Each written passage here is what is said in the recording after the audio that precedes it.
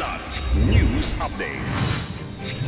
Mga balita ngayon, 2 Palawenyo sa China arestado dahil umano sa espionage. Smuggled cigarettes at isang baril nakuha sa 3 individual sa Palawan.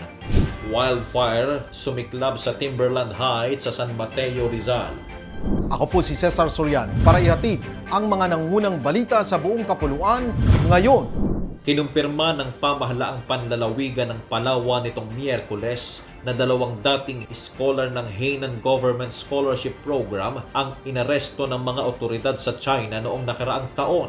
Ayon kay Board Member Ryan Maminta, nakumpirma ng Konsulado ng Pilipinas sa Guangzhou ang pag-aresto sa 2 lalaki dahil umano sa espionage. Hindi naman isinapubliko ang kanilang mga pangalan. Hinihingi ngayon ng kanilang pamilya ang tulong ng lokal at pambansang pamahalaan. Parehong nagtapos na sa scholarship program at nakabalik sa Pilipinas ang 2, ngunit bumalik sa China bilang migrant workers matapos makatanggap ng trabaho.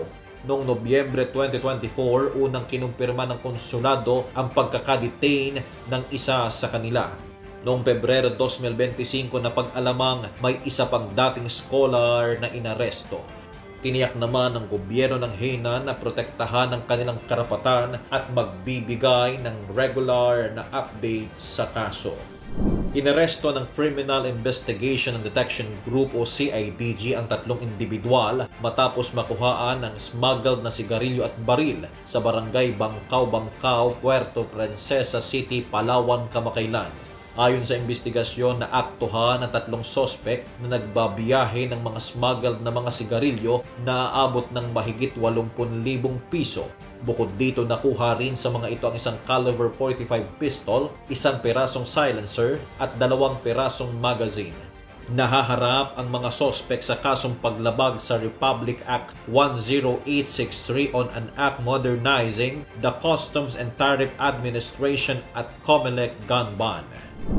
Isang wildfire ang sumiklab sa mabundok na bahagi ng Timberland Heights, San Mateo, Rizal nitong nakaraang gabi, Abril 3, 2025. Agad rumisponde ang mga bombero upang apulahin ang sunog na mabilis na kumalat sa mga damuhan dahil sa tuyong panahon at malakas na hangin. Ayon sa Bureau of Fire Protection, bandang gabi nagsimula ang apoy ngunit matagumpay na itong naideklarang under control matapos ang mabilis na pagresponde ng mga otoridad.